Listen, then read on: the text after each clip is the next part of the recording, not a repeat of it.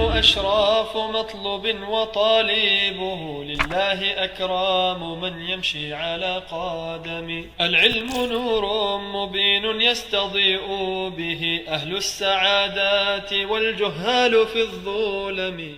بسم الله الرحمن الرحيم. الحمد لله رب العالمين والصلاة والسلام على أشرف الأنبياء والمرسلين. أما بعد. So before Ramadan, we completed Kitab al-Talaq, or the first part of Kitab al-Talaq. So Talaq, we mentioned that it is furqa, it is the separation of a man and his wife. And we said that it has, with regards to the ruling, the hukm talaq, it takes all of the 5 ahkam. Sometimes it is wajib, sometimes it is haram, sometimes it is mustahab, and so on and so forth. Then we talked about the types of talaq. There's talaq sunni, which is in accordance with the way the Sharia has legislated, which is when a man divorces a woman while she's either pregnant or she in a state of purity in which he hasn't had intercourse with her. The second type is the type which is a bid'i, which is not permissible. Bid'i meaning it is not permissible and it is haram. And that is when a person divorces a woman during a time of purification, in between menses, haid, however he's had intercourse with her. That's number 1. Or when she's going through her haid. Right. However, even if a person does the talaq that is bid'i, although they're sinful and they're blameworthy, however, nevertheless, that talaq still takes place. Right. Then we talked about the types of wording that is used for talaq. We said that there's a type which is sarih, clear, and there's a type which is kinaya, which is unclear, okay, which alludes to or points towards a man divorcing his wife. With regards to the clear wording, as long as a person says it, then that is counted as a talaq. If a person says to his wife, I divorce you, then it is classed as a divorce. If he says a word which is not clear, like go back to your family home, or I don't want to see you for a long time or forever, then that goes back to the intention that he had. Then the next fasal was talaq al-ba'in and raj'i. And talaq al-ba'in is that talaq in which a man cannot take the wife back. Talaq al-ba'in is the talaq that the man cannot take the wife back. And that is of 2 types. Talaq al-ba'in al-kubra and talaq al-ba'in al-sughra. Talaq al-ba'in al-sughra, the minor form of talaq, which is a total separation, is that which he divorces his wife, a man divorces his wife, and then she completes her waiting period without him taking her back. So let's say, mathalan, he divorces her in January, and then in February or towards the end of January, she has her first menses. طيب. That's when her iddah starts. The third haid after that, after she has her ghusl, that's when her waiting period ends. So let's say around the early April, her third haid ends. From that point onwards, she's no longer his wife, and he can't take her back. He can't say raja'tuki. So that is talaq, which is ba'in, is a total separation, and that total separation means that he can not marry her, he cannot take her back. If he wishes to marry her again, he needs to go to her father, and he needs to have a new mahar, a new shuhud, a new aqd, new contract. As for talaq al-ba'in al-kubra, the major form of separation, that is the talaq that a man divorces his wife 3 times. Obviously on 3 separate occasions. After the third go, if he divorces her, he cannot marry her just like with the sughra. Just say basically getting her guardian and paying her meher and so on and so forth. No. In order for him to marry her again, for them to marry, she needs to marry someone else. And that needs to be a nikah that is not fake, it is a real nikah.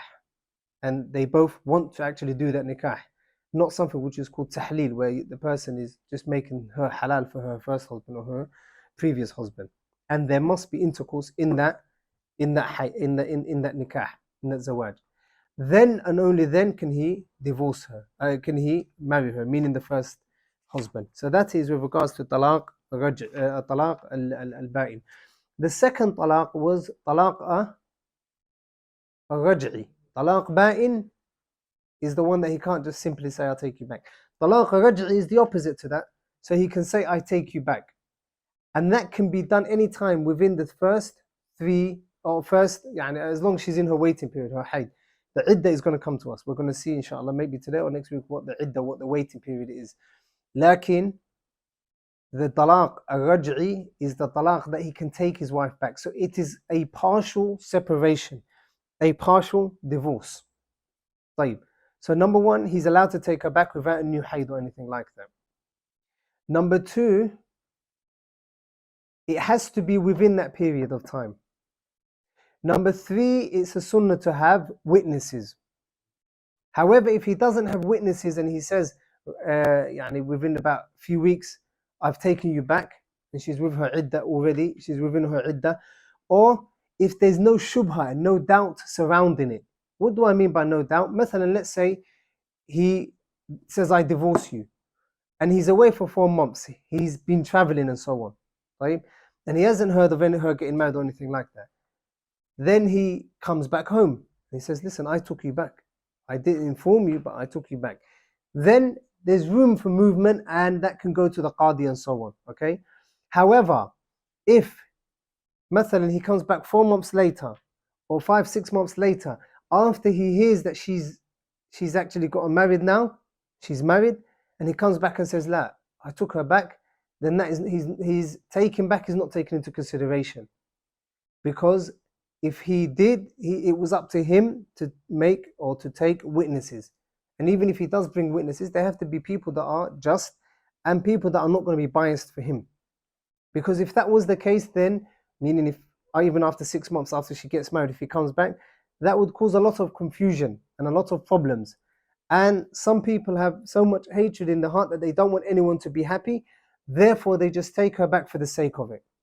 So as a qa'ida, يُعَامَلُ بِالنَّقِيدِ قَصْدِهِ. That is a qa'ida that is used in a lot of abwab. And write it down, inshallah. It will benefit you. You will come across it in many different abwab. Whether it's talaq, whether it's nikah, whether it's inheritance and so on. يُعَامَلُ بِالنَّقِيدِ قَصْدِهِ. يُعَامَلُ بِالنَّقِيدِ قَصْدِهِ. And that means that he is punished due to his bad intention. He is punished and he's treated according to his bad intention. Because if he truly wanted to take her back, then he would have informed her, or he would have come back within that period of time. Like, in as to say, like, a year later, or 5, 6, 7, 8 months later, you still have to be my wife and conform to what I say. La. Then, na'am. So that is with regard, that is a summary of Kitab al-Talaq, what has preceded. So the order of the book is Kitab al-Nikah. Nikah, we've obviously completed previously.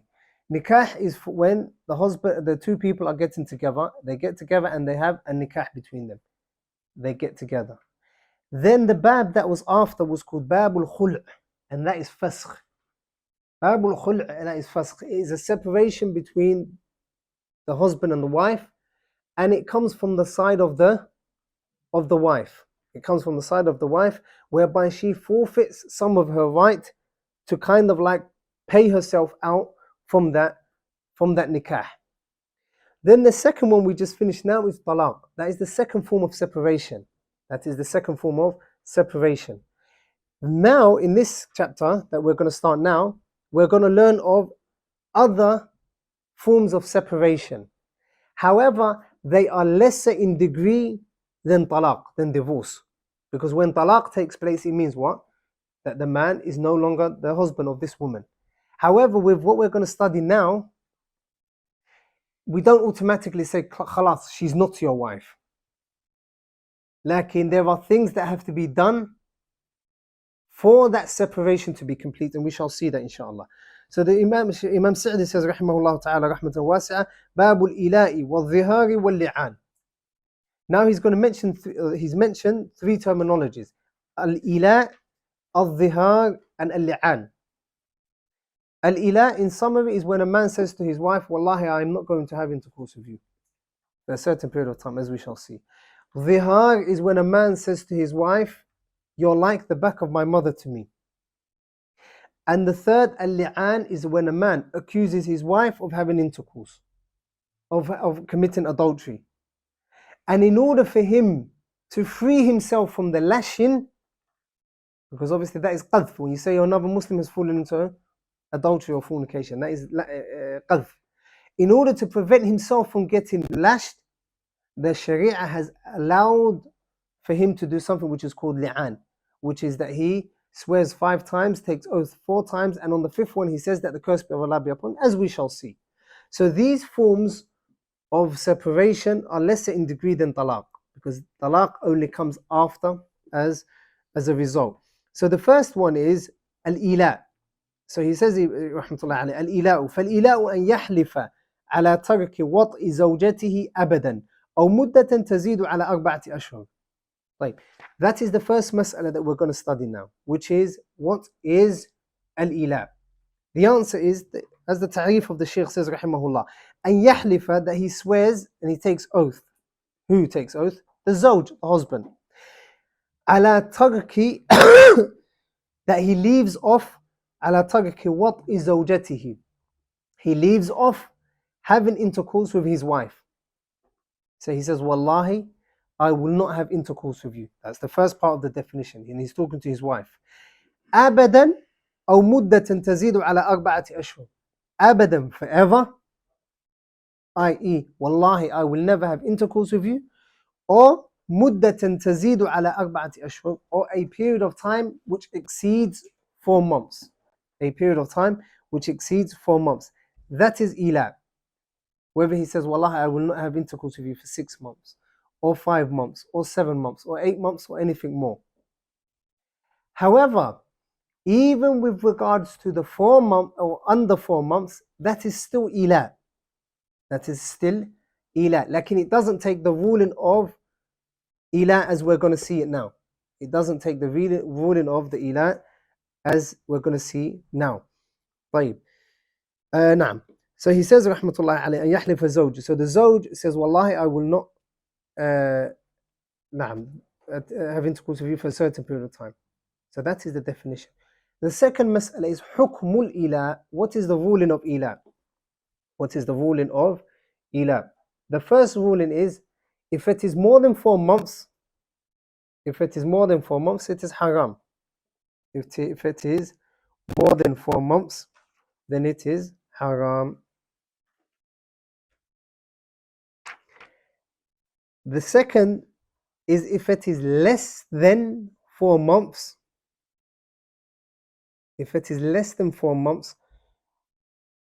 لكن it is due to a maslaha, لأجل maslaha, due to a maslaha, a benefit, then it is jaiz, it is permissible. Because the Prophet sallallahu alaihi wasallam, he did ila with regards to his wives, and he did not go to them for a month. As Imam Bukhari rahmatullah alayhi narrates. Lakin there has to be a benefit in there. The third is that when it is makruh, which is if it is less than 4 months, lakin there's no maslaha, there's no benefit in there.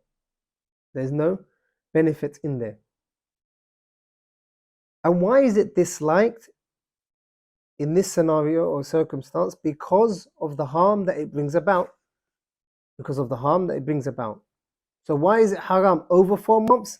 Due to the verse of Allah subhanahu wa ta'ala. فَإِنْ عَزَمُوا طَلَاقًا فَإِنْ فَاءُوا فَإِنَّ اللَّهَ غَفُورٌ رَحِيمٌ فَإِنْ عَزَمُوا طَلَاقًا فَإِنَّ اللَّهَ سَمِيعٌ عَلِيمٌ. Due to the verse. Also, he's leaving off something which was wajib upon him. To keep his wife chaste and modest, that is wajib. And to have iffah for her, that is wajib for him. So he's now leaving off something which is wajib. That's when it becomes haram over 4 months. And why does it become disliked under 4 months? Because again, he's doing the same thing.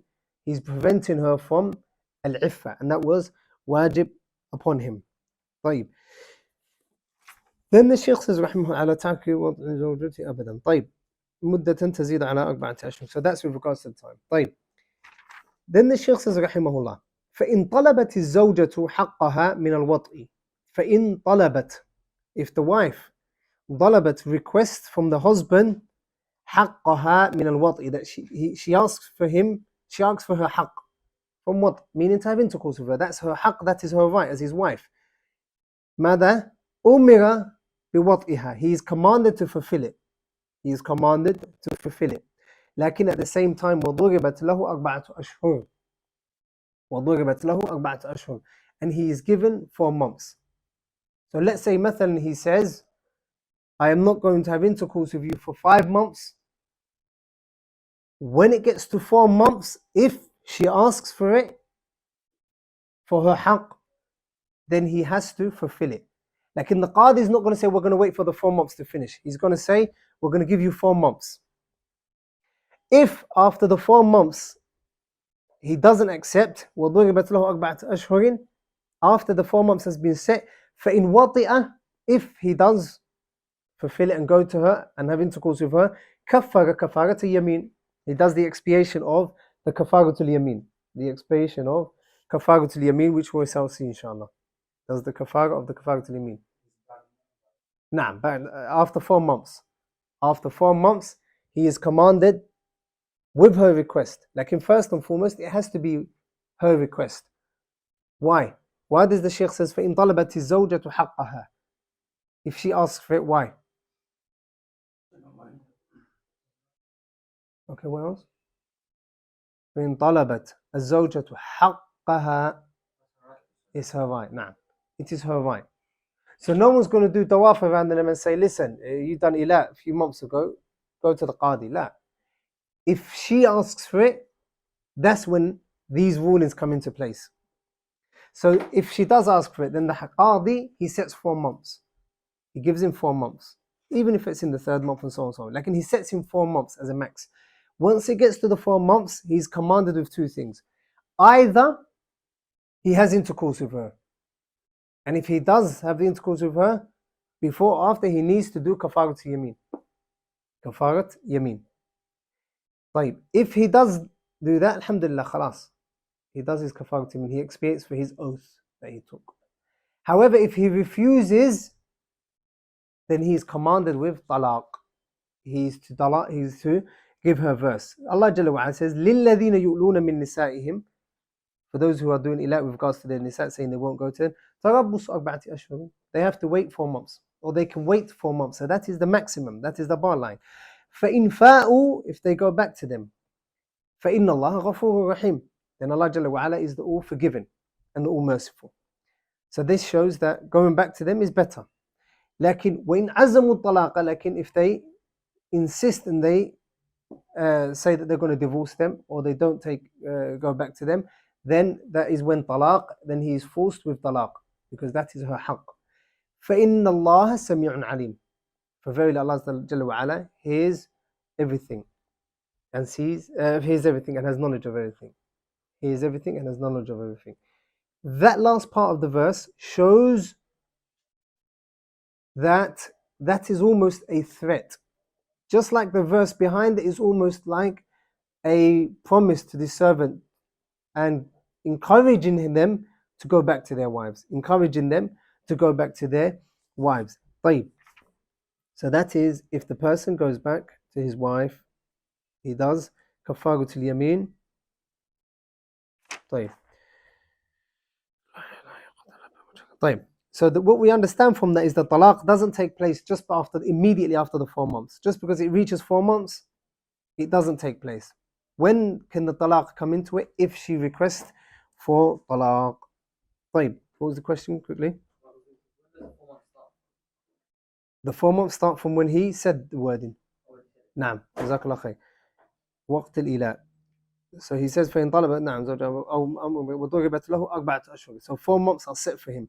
And that 4 months, it starts from the time when he said it. The time when he said it. Right. So it has to be his zawja, lakin. It has to be his zawja. Lakin if he says to a woman, that's not his wife, I'm never going to have intercourse with you, and then he marries her 2 weeks later, that's not ilah, because it has to be his wife. Allah Jalla wa Ala says, لِلَّذِينَ يُؤْلُونَ مِن نِسَائِهِمْ, those that are doing ilah of their nisa. Right. That's with regards to ilah. So you remember when I said a few minutes ago, 2 options.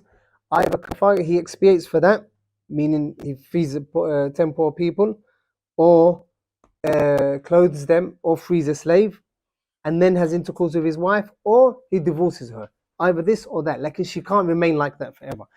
طيب.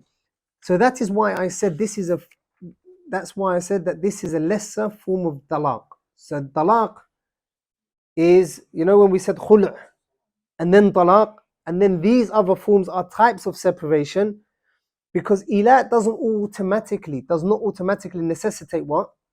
Talaq. We give him 4 months, then after the 4 months, he's still got the choice to go back to his wife, to do فإنفاء, to go back to intercourse, and then do kafaratul yamin. If not, then that's when he divorces. طيب. الظهار. Any questions on ila? So just the point where you mentioned that it's a lesser form of separation. Wasn't li'an like a stronger form of separation? صح. لكن شوف, what I mean by lesser form of separation is it doesn't automatically take place, because li'an is actually worse than talaq. But like in li'an, if he accuses his wife of مثلا intercourse, we don't automatically say that's a li'an. He has to take the witnesses, or he has to say the shahadat in front of the qadi. Whereas if he doesn't, he gets lashed and she's still his wife. So it's not a talaq, a separation from the get-go.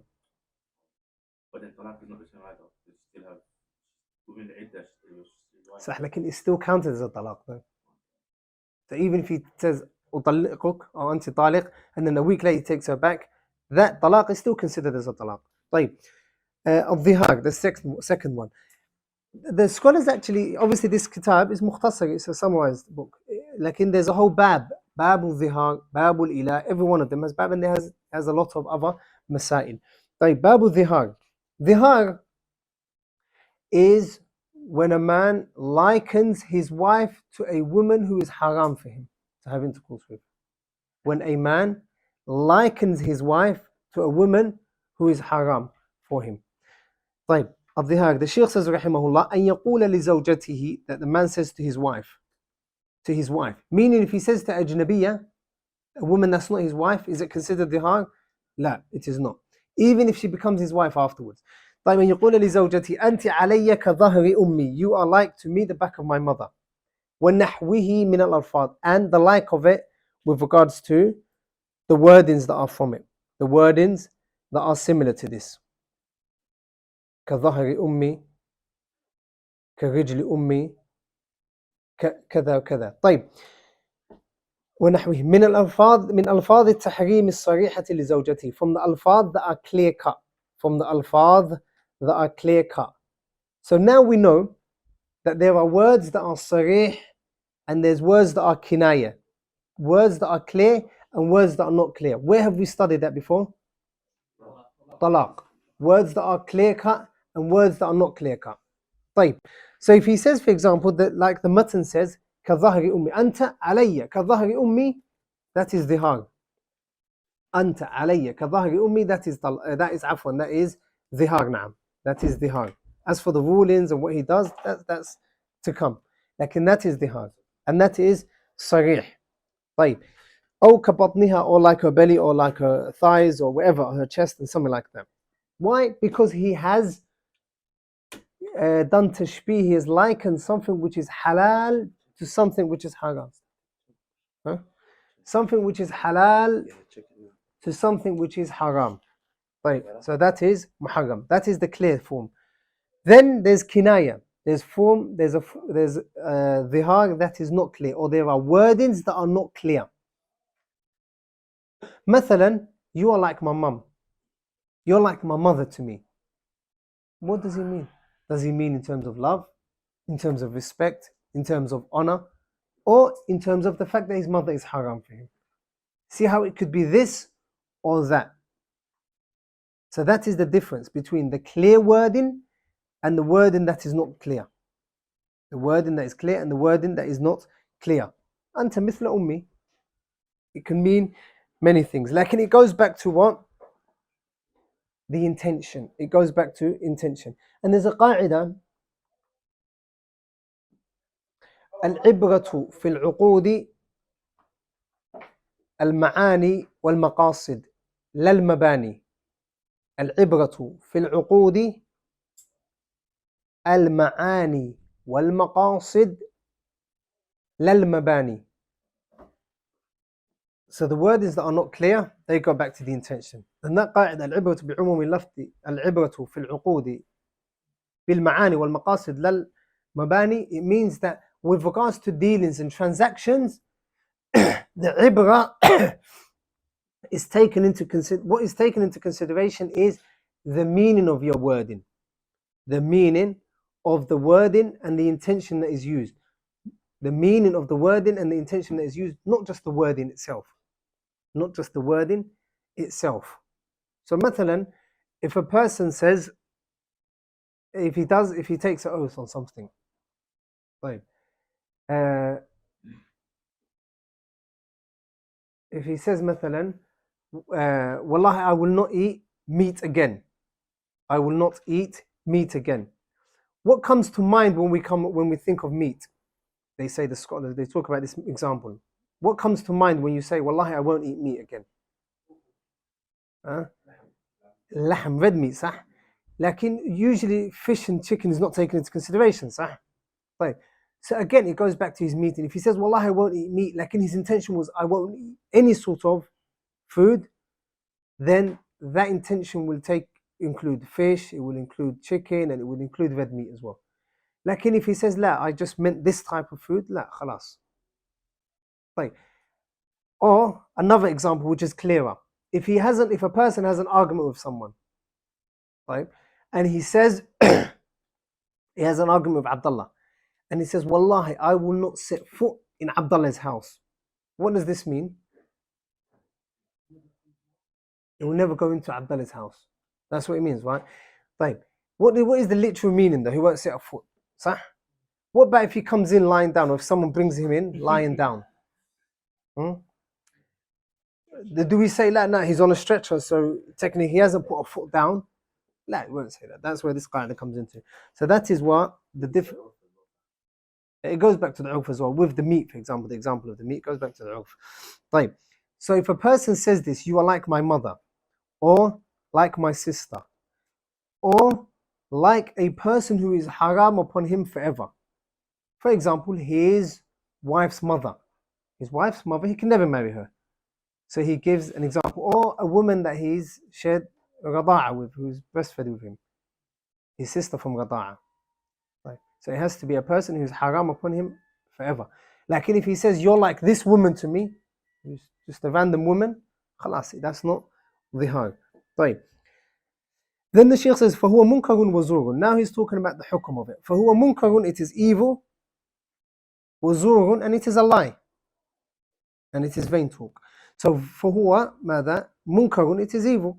Because it is khata. It goes against the verse of Allah subhanahu wa ta'ala. الَّذِينَ يُظَاهِرُونَ مِنْ نِسَائِهِمْ مَا هُنَّ أُمَّهَاتِهِمْ إِنْ أُمَّهَاتُهُمْ إِلَّا اللَّائِي وَلَدْنَهُمْ. طيب. وَإِنَّهُمْ لَيَقُولُونَ مُنْكَرًا مِنَ الْقَوْلِ وَزُورًا. So Allah Jalla wa Ala calls it munkar and zur. So it is muharram bi-ijma' ahl al-ilm. It is haram with the ijma' of ahl al-ilm. طيب. However, it is not considered a talaq. Because in Jahiliyyah, dhihar was called talaq. In Jahiliyyah, before Islam, dhihar was considered talaq.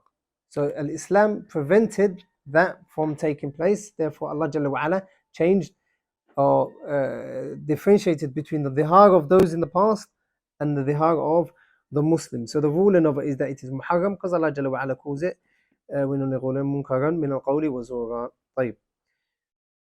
We say this is one of the alphabets we changed. So that one of them. Awaf, for example. We say this is one of them.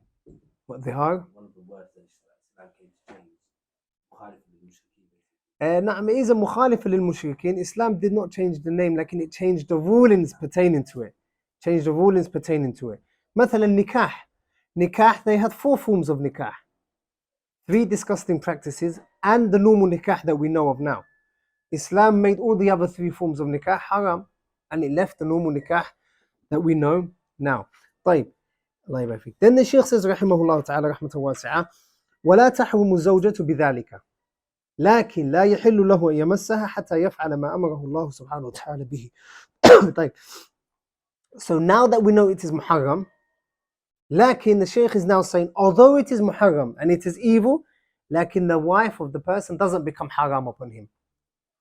Number one, she doesn't become haram upon him. So she's still his wife. Lakin the Shaykh says, she's not permissible for him, meaning it's not permissible for him to go to her and yamassaha. What does yamassaha here mean? And yujami'ha, that he has intercourse with her. It is not permissible for him to have intercourse with her until he does that which Allah Jalla wa Ala commanded him to do. And what did Allah Jalla wa Ala command him to do? The Shaykh will mention, lakin in the verse of Allah, he says, كما قال تعالى والذين يظاهرون من نسائهم والذين يظاهرون من نسائهم ثم يعودون لما قالوا. So for those that go back to their women and go back from what they said there, they said that their wives are equal to their family members, and they still want to go back to their wives. فَتَحْرِيرُ رَقَبَةٍ. Allah Jalla wa Ala says, فَتَحْرِيرُ رَقَبَةٍ مِنْ قَبْلِ أَنْ يَتَمَاسَّى. He has to free a slave before he has intercourse with her. However, it has to be a mu'mina, a raqaba that is a mu'mina, a believing raqaba, as we shall see in the matan. And that is a mas'ala which is called mutlaq and muqayyad. Inshallah, we'll see that in usul al-fiqh, because the verse doesn't say mu'mina. Like where do the fuqaha get mu'mina from? They get it from kafarat al-qatl, the person that kills another person. وَمَنْ قَتَلَ وَمَا كَانَ لِمُؤْمِنٍ أَنْ يَقْتُلَ مُؤْمِنًا إِلَّا خَطَأً وَمَنْ قَتَلَ مُؤْمِنًا فَتَحْرِيرُ رَقَبَةٍ مُؤْمِنَةٍ. So when a person kills another person, another Muslim, they have to free a Muslim slave, a believer. As Allah Jalla wa Ala says, رَقَبَةٍ مُؤْمِنَةٍ. And it is any believing servant. So iman here doesn't mean a person's iman is complete. La, as long as they say La ilaha illallah Muhammadun Rasulullah. طيب. أي مطلق الإيمان. طيب مطلق الإيمان. So that is the first thing. He frees a slave. In order for him to go back to his wife, he needs to go either free a slave. ذلكم توعدون فمن لم يجد, and whoever doesn't find a slave to free, whether it's because there are no slaves around, or whether it's because he doesn't have enough financial means to free a slave, فصيام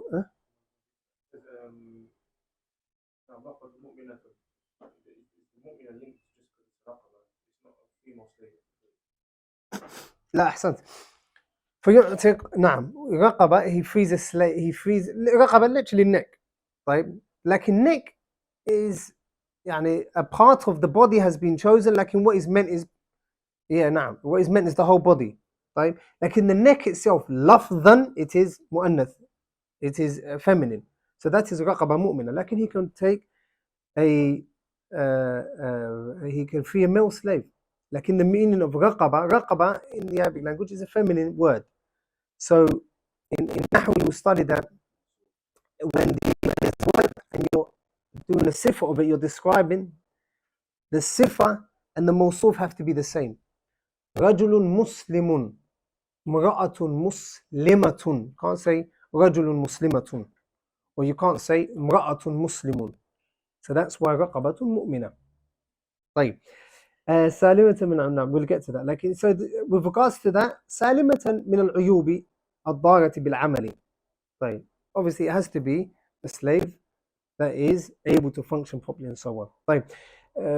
فصيام شهرين متتابعين من قبل أن يتماسى. If the person is not able to find a slave for whatever reason or not able to afford them, فصيام شهرين متتابعين, then they have to fast 2 months, 2 consecutive months. فإن لم يجد, they have to fast 2 consecutive months. And these months have to be mutatabi'ah. So we were talking about, the last point that we talked about is with regards to the fasting. So we said that the fasting is of 2 months. Okay. Now this 2 months can be one of 2 ways. If the person starts the beginning of the month, مثلا he says on the 1st of Muharram, مثلا this evening it has been started the month of Muharram and tomorrow is the 1st of Muharram. If he says, or let's say tomorrow is the 1st of Dhul Hijjah مثلا, tomorrow is the 1st of Dhul Hijjah, and he says I'm going to start with the start of Dhul Hijjah tomorrow, he fasts and he starts his 2 months. Right.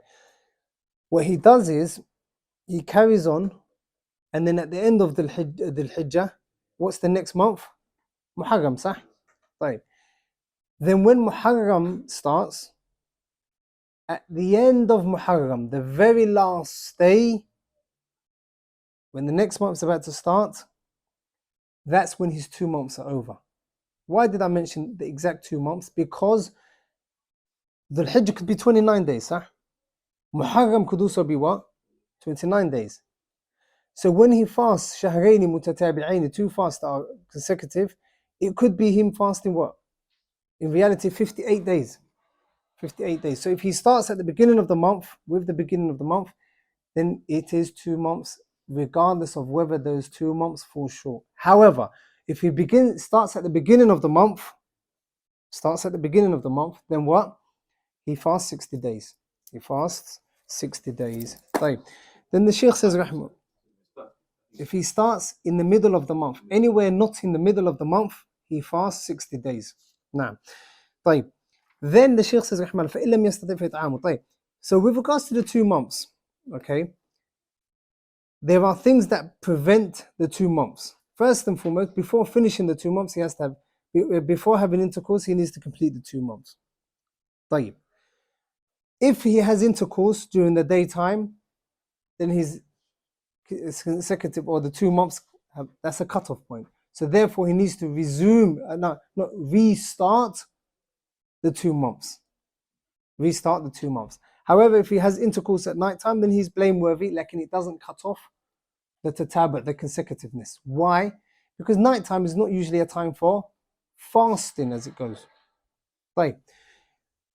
Also, what else can be an excuse for the cutting off of the month, of the 2 months? Number one, if a fasting that is wajib goes in between them. Right. Let's say he starts his 2 months in Shawwal. He didn't realize that Ramadan was the next month. So he said, in Sha'ban, sorry. He starts his 2 months in Sha'ban. 1st of Sha'ban he starts. He fasts 1 month and then all of a sudden the next month is what? Ramadan. He obviously can't fast those 2 months for Ramadan because Ramadan is a fasting that is wajib as it goes, as it is. So he has to stop. So he's fasted the whole of Sha'ban, then he has to fast Ramadan. And then when he fasts Ramadan, obviously Eid day he can't do it as well. So he can only resume on the 2nd of what? Shawwal. طيب. So the first is if a fasting that is obligatory enters upon it or comes in between. The second is if a iftar that is wajib, if a day that it is impermissible to fast, meaning it is wajib to break your fast on that day, comes in between it, then also he is justified for not fasting on those days. Suratul Mas'ala, مثلا, he starts on Shawwal. طيب. Or Dhul Qa'dah is the month after Shawwal. He starts Dhul Qa'dah. طيب. And then after fasting for about 40 days or so, there comes what? What's the day after Eid Yawm al-Arafah? Eid al-Adha. Eid is haram for him to fast. And the 3 days after it. It's not permissible for him to. Ayyam is the days of Eid. So what he does is, on the day of Arafah, he obviously fasts because it's wajib upon him. On Eid day, he can't fast. It's haram for him to fast on Eid day. صح? So he has to break his fast, the consecutiveness of those 2 months. And then the same goes for the 11th, 12th, and 13th. Then on the 15th, on the 14th, he resumes his what? His 2 months. And he builds upon that which he fasted before Eid. Is that understood? However, it can't be intentional. If he's doing something to do a way of deceit or hila, then he's blameworthy. For example, he says, you know what, I'm going to start in the Qa'dah because I know if I carry on, then I'm going to get a 4-day break in for the Eid and the 3 days after it. He's blameworthy for that. Right. The third reason that he's allowed to break off the tatabu' is if something that allows him to break his fast in Ramadan takes place. If he does something that allows him to break his Ramadan fast in Ramadan. And there's a tabit that we can follow, which is ما عذر فيه عن صيام رمضان عذر فيه عن تتابع صيام رمضان.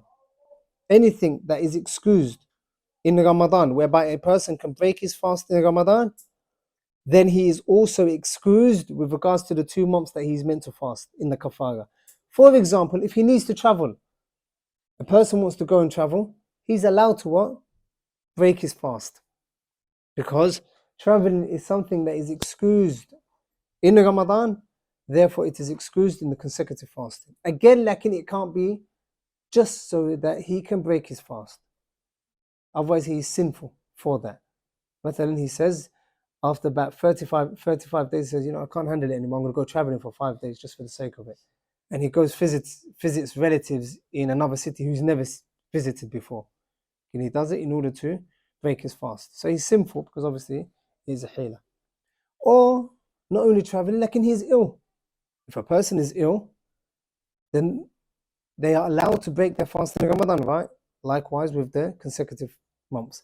Also, if a woman has her haid, then haid does not cut off the 2 months consecutiveness. So what she can do is, during those 2 months, she's probably going to get 2 haids. So she can stop, or she has to stop for haid and then carry on straight after haid. Straight after it finishes. So that is with regards to the fasting.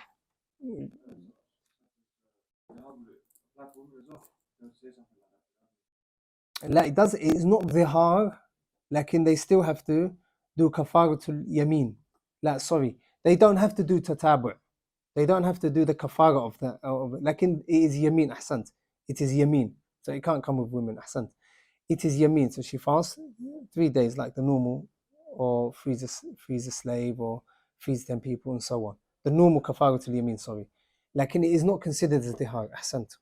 Jazakallah khairan. The reason why I fell into that is because of Ramadan. I remember the Ramadan. طيب. سالمة من عنف لم يجد. طيب. فإن لم يستطع. If he's not able to do what?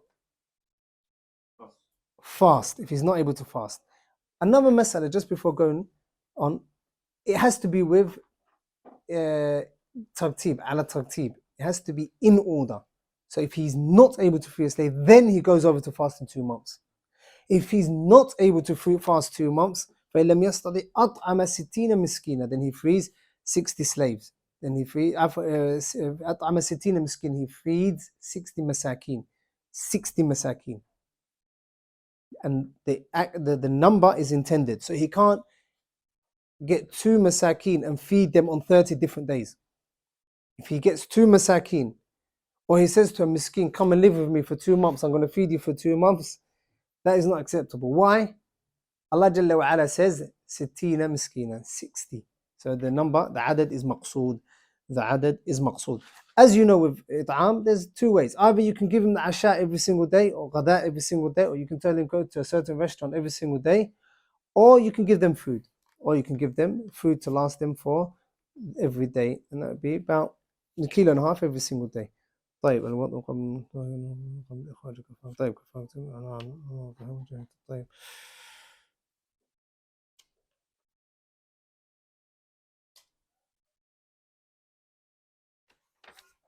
طيب. Then the Shaykh says rahimahullah, he's now going to go into another mas'ala. That's the kafara for women. It's not considered dhihar for them aslan. You're like the back of my father to me. It's not considered as dhihar. Lakin it is considered as yameen. It is considered as an oath that she has taken. Oh, so she says. If she says it. No. Not. If he says it, then she's punished for it. No. That's if she says it. Right. Then the Shaykh.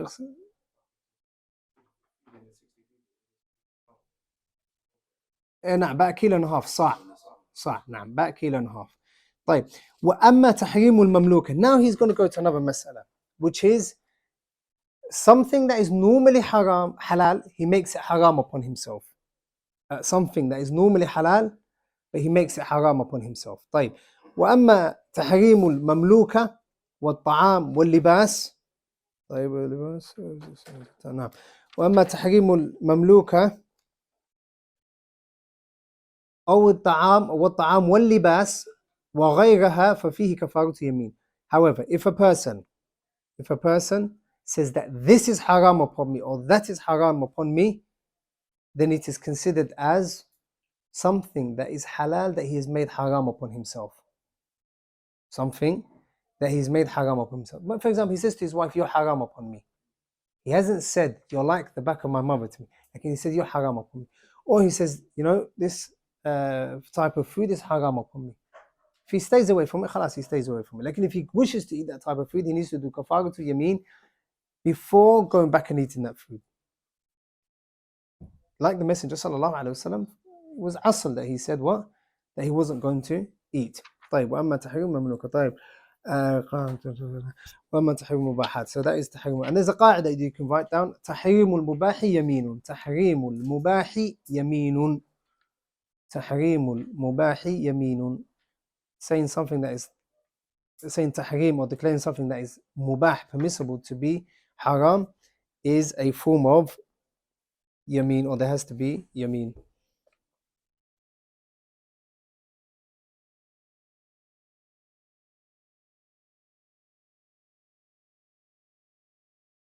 طيب. And obviously something that is halal, you can't make it haram. It is not permissible to make it haram. Also, there's something which is worth pointing out, and it's a common mistake that people make. Let's say someone says, mathalan, let's say they take an oath and they break their promise.